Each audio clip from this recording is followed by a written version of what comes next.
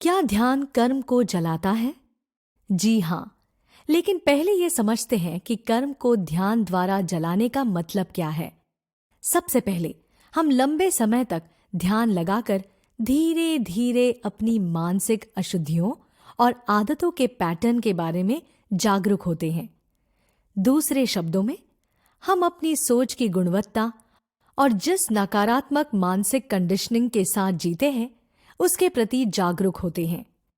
नकारात्मक मानसिक कंडीशनिंग या मानसिक पैटर्न का एक उदाहरण है खुद को नुकसान पहुंचाने वाला व्यवहार। इसका मतलब है कि हम खुद अपनी सफलता और निजी विकास के रास्ते में अड़चन बनते हैं।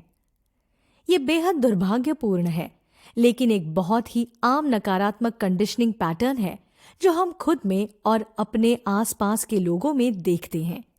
ये एक तरह का डर है। ये व्यवहार कभी बचाव का रूप लेता है, तो कभी अपनी बुराई करने का या बुरी बातें करने का। बहुत से लोग नकारात्मक प्रतिक्रिया या आलोचना होने पर बहुत परेशान हो जाते हैं, जिससे वो लापरवाह हो जाते हैं और गलतियां करते हैं, और बिना ये जाने कि उनके जीवन में ये नकारात्मक चीजें क्यों हो रही है, वो ये गलतियां दोहराते हैं। ये होता है हमारे दिमाग की नकारात्मक आदतों की वजह से।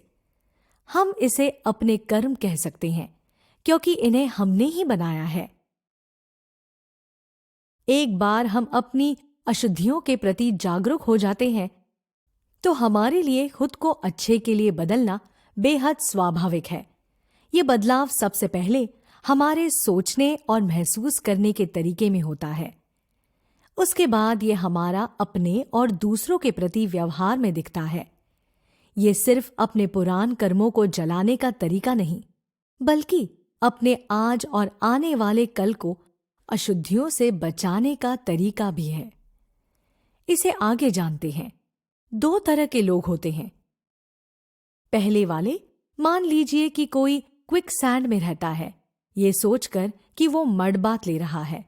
दुर्भाग्य ये है कि यही हम में से ज्यादातर की कहानी है, जो अपनी मानसिक अशुद्धियों और आदतों के पैटर्न्स के साथ जी रही हैं।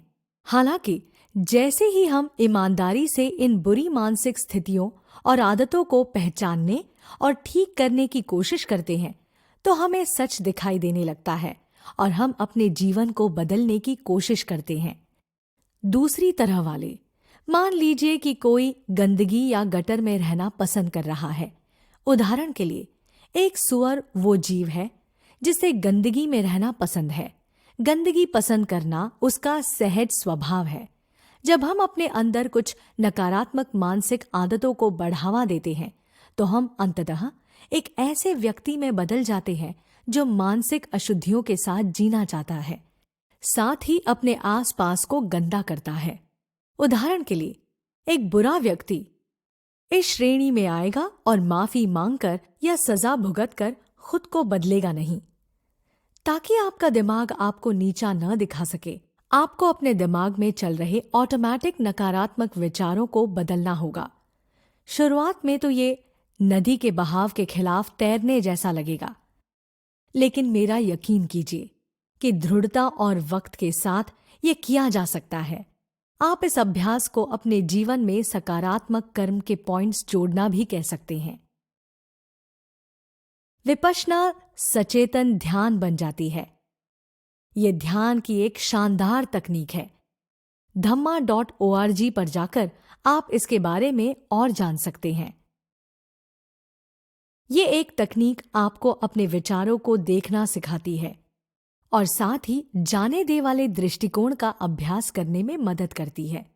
आपको अपने विचारों से लड़ने की, उन्हें दूर भगाने की जरूरत नहीं है, या अगर आप नहीं चाहते तो उनके साथ कुछ भी न करें। उनके साथ प्रभावी ढंग से काम करने का एक तरीका है कि जो है उसे वैसा रहने दें। उन्हें स्वीकार करें और उन पर जरूरत से ज्यादा ध्यान न दें। विचारों को स्वीकार करने का मतलब उनसे सहमत होना या उनमें विश्वास करना नहीं है। स्वीकार करने का मतलब है उनमें कोई मतलब या अहमियत जोड़े बिना उन्हें अस्तित्व रखने देना, या उन्हें या खुद को उन विचारों के होने के लिए न आंकना। इसके बजाय अपने विचारों को ध्यान से देखिए और समझिए कि उन्हें इससे कोई सरोकार नहीं है कि आप कौन हैं। वो सिर्फ कुछ विचार है, आपके मस्तिष्क में कुछ इलेक्ट्रिकल इंपल्स जैसा। उनके पास बस उतनी ही ताकत है जितनी आप उन्हें देते हैं।